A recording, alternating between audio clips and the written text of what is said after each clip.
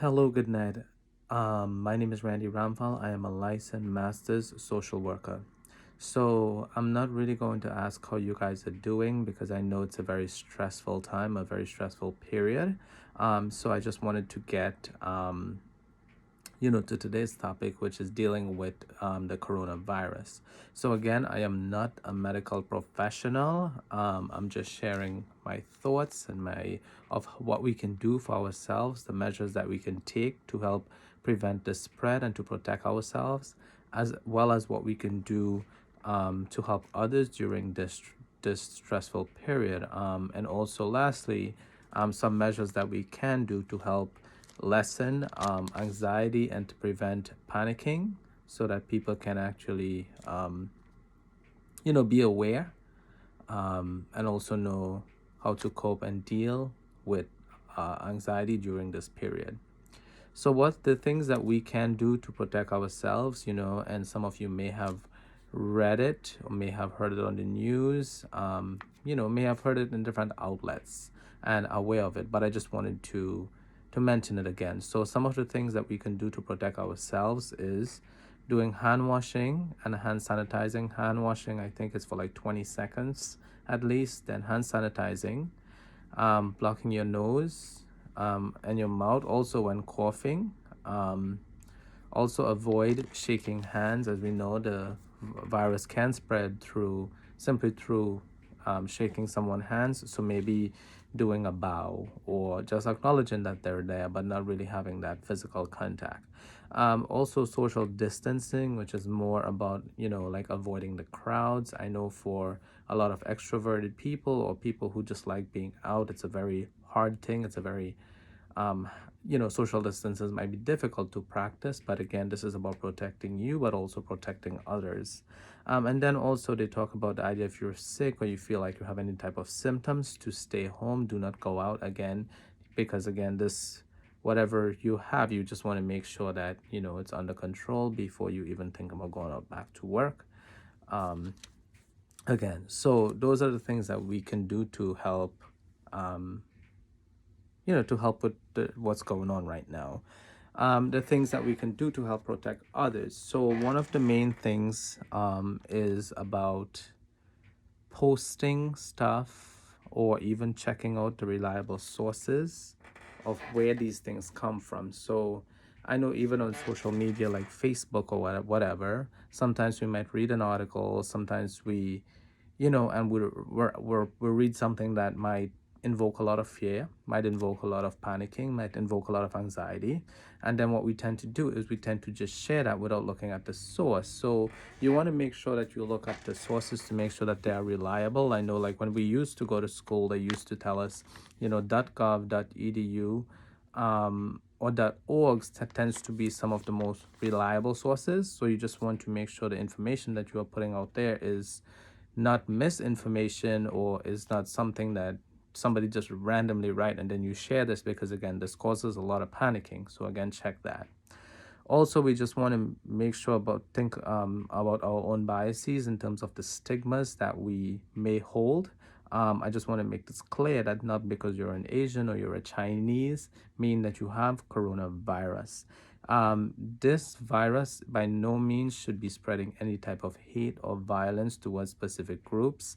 It is a moment when we need more compassion. We need to be kind to others because again, we're in this together. We're not in this as one person or one group. As we know, like when it comes to any type of sickness or any type of viruses or whatever that may be, it knows no boundaries but in specifics to specific groups or whatever that may be. So again, if you are in a situation where someone is speaking negatively towards people of specific communities based on this virus, it is your duty to speak out in order to stop the stigmatizing and from happening. Another thing is the conversations that we have. So again, this is the topic in that everyone is talking about, right? Again, I'm not saying to forget that all this stuff is happening. Yes, it's good to be aware, but sometimes the conversations that we have, it can actually escalate the anxiety or panicking. It can play with our emotions. Again, a lot of people now is acting out of fear and out of like anxiety out of danger. And again, when we do sense that there is danger and fear, sometimes we tend to make decisions that might not be the best. So again, we want to, yes, have these conversations, but if you feel like, the conversation is too much for you at that moment, it is okay to step away. It is okay to say, okay, I don't really want to have this conversation because it is going to escalate anxiety. It's going to escalate, me panicking and all of these things.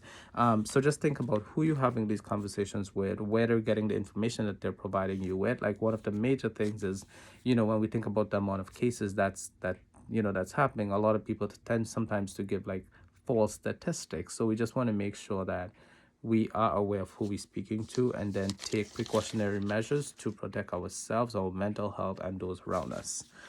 The other thing that is very essential is prayer, and praying for those who are out there serving others and helping people to prevent the spread of corona. So for instance, like, we want to be more specific in terms of praying for doctors, nurses, healthcare workers, researchers, those who are actually thinking about coming up with a vaccine or trying to understand this virus more. We just want to make sure that we pray for them to get insights, knowledge, wisdom, understanding. We pray for breakthroughs for them, to come up with a vaccine, because once that can be achieved, then is basically they're serving the community. We're actually saving lives in the process. But so it's not like, we can't do anything to help. We can do things to help, but we just have to be mindful that we can do something even from being afar and from social distancing. So I know I was speaking before about the whole idea of spirituality and prayer, and this is very essential at this time. Like the medical model, yes, we're looking for a cure, for a vaccine. There are research being done.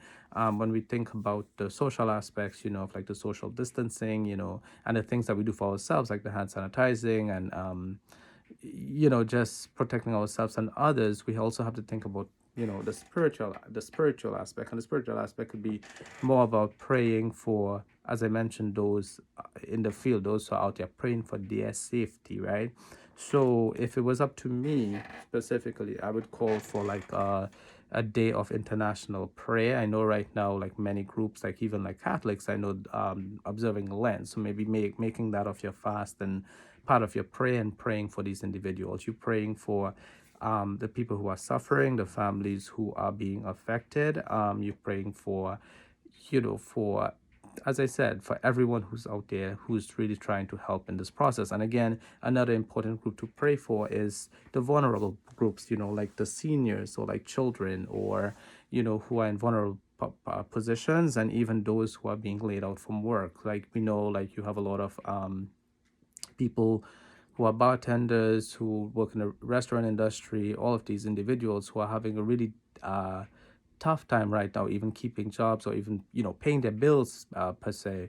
We just want to pray for them. And if we can help in any way, let's try to help in any way that we can. So these are the things, that we can do to help people. Another thing that we can do, we can use, even though there is social distancing, we can definitely use FaceTime or even call people, right? And just check in on them. Especially we want to check in on those who live alone. We want to check in with, with seniors or people that we may know that we just need to check in with. So for instance, we know like nursing home, and and the senior population is very dear to me, right? I always think about the seniors, and the homebound seniors specifically, those who can't really go out, get their groceries, don't have people around to help them. So I was reflecting, and I was thinking more about like those who are like in nursing homes, for instance, or rehabs, that right now there is that ban where no one can actually go into the nursing homes, for because you want to protect, it's a vulnerable population there. You want to be able to protect them and protect yourself. So like these individuals that used to have people coming and seeing them and being there, sometimes they can feel very isolated and very alone. And again, they're coping with different illnesses and all these things. So even, if you know someone who's probably like in a nursing home, or someone who lives alone, call in, check in with them, see how they're doing. Sometimes just that call can actually make their day better. It can make them feel better. So you just want to check in with them, right? So now we can talk about basically what we can do when we're home, when we're, isolating ourselves, when we're practicing social distancing, what we can do at home.